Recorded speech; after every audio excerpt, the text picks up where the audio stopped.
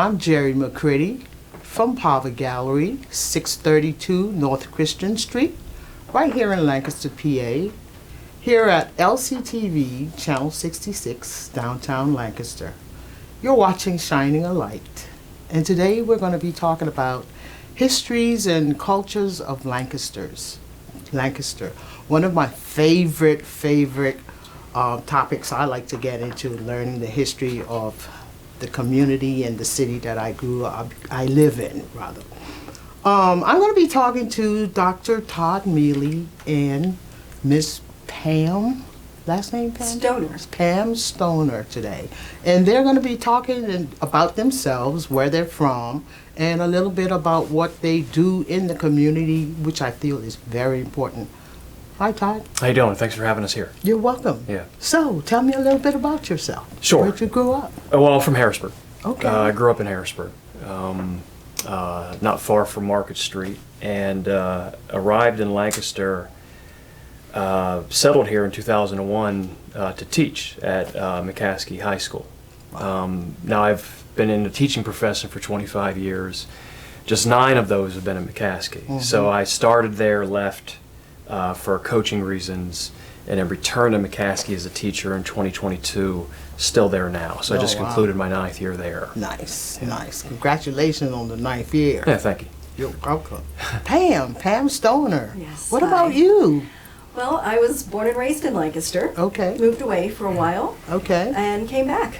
All right. I am a proud McCaskey High School graduate. Nice. School District of Lancaster from kindergarten on. Nice. I'm also attended Franklin and Marshall College and as a history major. So history is really my particular area of interest. Yeah.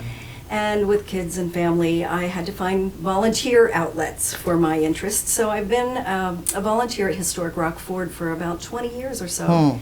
And a variety of projects have sort of come our way, and the one that we're going to talk about today is especially interesting. Yeah, I can't wait let's talk more about that. But I would like to ask you first, Todd, what drove you to wanting to become a teacher growing up? Yeah, well, interesting question. And I'm sure it's different than a lot of educators. Coaching is what got me into teaching. Wow. So I went to college to pursue a history degree. And while I was in college, I started coaching at the high school level, so off campus. And these older guys that I was coaching alongside just recommended that I look into getting a teaching certificate. Might be easier to find the job, and they were right. Wow. And so I would say about my junior year of college is when I decided that I wanted to become a teacher. Okay. And then did my student teaching at McCaskey. Started coaching there too. So you were student teaching? I student taught there first before I got my full-time position. Teach a number of courses. So I throughout my career, I teach U.S. history. I've taught U.S. history every year I've been a teacher. I teach a course called IB History of the Americas. I've taught government and politics. Oh, wow. I teach a research class currently at McCaskey that teaches students academic level research and writing with the hopes that they can get published someday. Yeah. So I taught a seminar course as well. There's a lot of things that I've taught. Now, in addition to teaching at McCaskey, I've taught as an adjunct at Dickinson College for a number of years. Now, right now, my time is pretty limited to just the summers. A course with a colleague out at Dickinson, which happens to be a McCaskey grad, Matthew Pinsker. Okay. Who's a full-time professor out at Dickinson and has been there for 20 years or so. But he and I co-direct a program for rising high school seniors. It's called the Knowledge for Freedom Seminar. And we evaluate the country's most historic documents to reconstruct the effort to achieve freedom in the country throughout the founding of the nation all the way to the present day. Wow. And this summer will be our 5th year for that. Wow. What about you, Pam? History. Yeah, I think I just was fortunate enough to have parents who introduced me to a wide variety of things when I was a child. My father was an educator, and Yeah, we traveled to a lot of historic sites, and it just kind of captured me from the time I was pretty young. I always knew that was kind of where I wanted to go. There's so much. History's nothing but stories. It's our life. It is, yeah. So there's, you can go in many, many different directions. Nice. So I'd like to talk about what you're doing with the McCaskey students and the good work you got coming up. Talk a little bit about that. So I appreciate you having us on the show to talk about the Witness Stones project, which reached its first year capstone back in May. So before let me cut you off there. Yeah. Witness Stone project. Can you explain a little bit about what's that about? Yeah. So those who don't know. Let's have Pam do that. All right. Okay. Well, yes, it's a very interesting project, and it came up sort of organically in my work as a volunteer at Historic Rockford. Historic Rockford is a place with a lot of different subject matter. One of those subjects is the subject of slavery. And it's been, Rockford was a museum since 1960. Okay. So the way history is told has really changed since 1960. And we were looking for different ways to expand the way we talk about this property, to include more people, make it more relevant to more people. And some of our volunteers really struggled with this subject matter, so luckily we had someone who was able to connect us with the African American Historical Society of South Central Pennsylvania. Okay. And I'm saying maybe 10 years ago, we started a relationship with some folks there who were willing to come and talk to us about talking about slavery. Yeah. And what sort of language we needed to use, and how to get to the point where this was information that we could convey to the public. And it kind of dragged on for a little while, but we connected during COVID. I got an email from another museum in Massachusetts talking about this Witness Stones project. Okay. And I thought, wow, that's interesting. And it said Witness Stones, their mission is to educate the public about Northern slavery. And that is something that we know is not really understood. Yes. When people hear slavery, they think South. South, and yeah. oftentimes at Rockford, people will say, well, what do you mean there was an enslaved person at Rockford? This is a northern state. I thought slavery was just in the South. So there's a lot of explaining to do. So this organization that dedicated themselves to this really resonated with us. So, lots of time during COVID, we connected with the director, the founder. At that time, his name is Dennis Culleton. Okay. He's a teacher, a retired teacher now, out of Guilford, Connecticut. Okay. And he had developed a curriculum really for his 8th grade students, where they would rely upon primary source documents to trace the lives and find people who were enslaved in the community in which they were working. Wow. Yeah. So it's got a nice framework. There are lots of people in Lancaster who know this subject matter, but we felt that this plan that they had developed really was a good one. Okay. So we decided to sort of partner with them and with the African American Historical Society. Okay. And also we needed an educational partner, and that's when we got the wonderful news that the School District of Lancaster would agree to that. Nice. And that's how I met Todd. So you can imagine how ecstatic we were when we found out that we would be working with him, and someone who had such a level of understanding about this. So what it does, we're working with his high school students, so the curriculum is adaptable to different age groups. And we started out with the enslaved man, whose name is Frank, who we can know was at Rockford around 1800. Okay. Only first name Frank? No, Frank, correct. Most of the enslaved people that we know about in Lancaster have a first name only.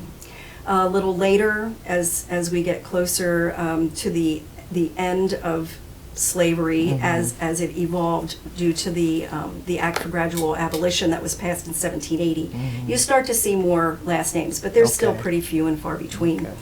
But we wanted to introduce Frank to the high school students, and then there were 3 other individuals that we were aware of who were enslaved by the Han family. Edward Han, Revolutionary War general, was the owner of Rockford. Okay. But during the war, he actually had a rented home on the square in downtown Lancaster. So these 3 people Bob, Bet, and Susan were enslaved at that property.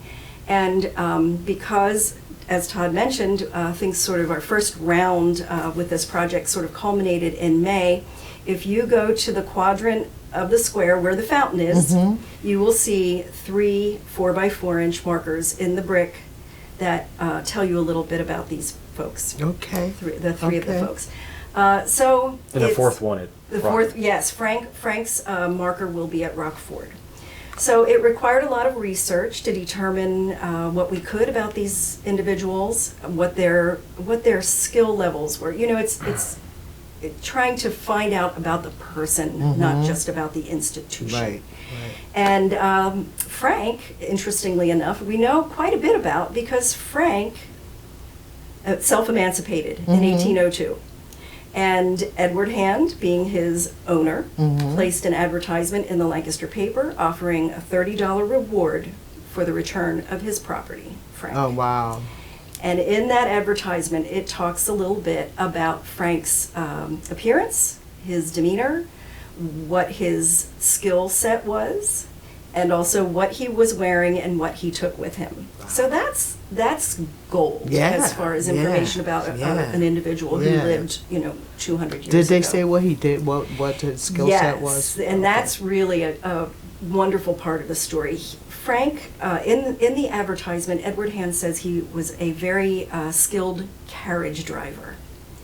You know, one of the things that I like to talk to kids about when we talk about Frank as a carriage driver is it's not like just going out your front door and hopping into your car and turning your key. Right. And there's a lot that goes into that. It requires mechanics to maintain the vehicles. It requires animal husbandry to care for the animals, their health, their well-being. It's a really, really intense set of skills that are required. Nice. So for Hand to describe him as a skilled carriage driver told us a lot. Wow. And also what that meant is that Frank knew his way around. So I bet you he had to. Yes, right. So he got around more than some folks might have. And that meant that he probably knew the roads to lead him away when he finally made the decision to leave and seek his own freedom. Not only did he know his way around, but he knew people. He had a network. So do you want to finish your remarks by saying how exactly he affected his own freedom? Why don't you go there? Well, That'll be a great one. That'll be well, the runaway ad that Pam is talking about ran in the local newspaper for about 8 months, 8-9 months. So he ran it for quite some time.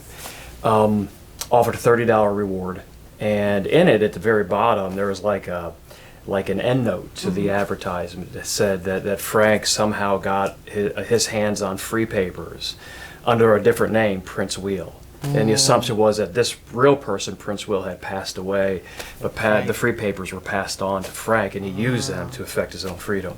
And so, as the teacher, like my role in this was to put the documents in front of the students and help them close read, come to conclusions with the documents. You know, subtext within the runaway ads for Frank, but also there was a runaway ad for Sue as well. You know, so those are Hand's words there. But other documents that were letters between Hand and his wife, you know, to try to figure out what words back in the 1770s meant compared to today. So I put those documents in front of the students and then pulled other supplemental materials, secondary sources, so I basically teach them, how do you reconstruct the life of somebody like Frank, when there's not a lot of primary documentation to do that reconstruction. And what they discovered is, well, you find kind of like ancillary documents, stuff about the church where the Hands attended, or other people within Lancaster City, and then what's been written about, say, the institution of slavery in Pennsylvania during the Revolutionary era, and so forth. And then once we finished with that kind of close reading exercise, which took us 2 weeks, they then were tasked to put together projects that would honor the lives of 1 to all 4 of those. Did any of this? Did it affect them emotionally while The they were students? doing the work? Yeah, the students. Yeah, that's a good question. It's not the first time I've been asked that. We did a little bit of the prep work for that in advance. And so, like, we spent a whole day on terminology Yeah. and how to handle, what are the appropriate words to use in published writing or in speaking, like making a documentary film. We also we have like counselors and such that were linked into the project. Nice. And so if a student needed to step away from all of this, they had someone in addition to me Right. where they can go and they can talk. How did you handle it? Well, so I spent my whole adult career really researching this topic. I mean, I've done a lot of writing, and my first piece of writing was to look at which is how the person who introduced me and you together, Linwood, how Yeah. Linwood and I got connected, Yeah. is that I wrote something on the complicated relationship between white and black abolitionists where I grew up in Harrisburg, and how their objectives were different in trying to abolish slavery and trying to help freedom seekers run away. And that was 25 years ago. Wow. And so for 25 years, I've been looking at documents like this, reading stories like Frank and Sue and Bob and whatnot. It's in you. Yeah, it's in you. Mhm. Yeah. Do you want to mention beyond the language of the period being so impactful for kids today, the story of Sue is particularly gut-wrenching. Yeah. So Sue was about the same age. So this is one of the enslaved people Okay. that the Han family had, and Sue was purchased at auction in Long Island. Wow. While Edward Han was stationed there, waiting for the British to invade. Right in the wake of the publication of the Declaration of Independence, and you might imagine Sue and Kitty Han being the same age, and Yeah. one being the enslaver. Yeah. Sue became pregnant in the winter. By who? We don't know. We don't know. We don't know. Okay. Yeah, we don't know. It was a hand. No, well, we don't know. Yeah, we don't know. And my job is to not. Go. Yeah, right. Others can, but Like, there are historians limits, cannot. right? Right, we don't have evidence. But when she became pregnant in the winter of 1779, she ran away. And there were advertisements for her. Wow. And her reward was $100. Frank's was $30. You see how valuable she was to the family. She was a seamstress. And those details about what she left with are in the runaway ad. But it was assumed that she ran away. In the ad, it was assumed that she ran away back to Long Island or somewhere in New York. But you asked me to bring it up. It's all good. We got a couple of more minutes Oh, left, okay. but before we close, I wanted you to talk about the film. Where is it? I mean, how if people want to view it and come Okay. to watch it, what's going on? So we were hoping that we could have brought a couple students onto the show today. Yeah. Because of summer and vacations and work, we just couldn't manage it. Yeah. But that's to get to this point. One of the projects at the students, there was a group of 4 students that produced a film, a 23-minute documentary film about Frank. So the story Okay. of Frank, it's what it's titled. That's the name of the People can find it on YouTube. Okay. And I would recommend that they search. So I have a public service program I run in McCaskey. It's named after Buddy Glover. So if somebody searches in YouTube, Buddy Glover Project plus the story of Frank, they'll find it on YouTube. You hear that, guys? Okay. Or anyone can shoot me an email, tmmealy@sdlancaster.org. All right. And then I'll get them the link to the film. But it's outstanding work that the students did. It looks professionally done. And I think it's an important contribution Yes, it is. to our community. Yes, definitely. And before we go out, I always like to close with somebody giving a good word of inspiration for our viewers out there. We'll start with you, Pam.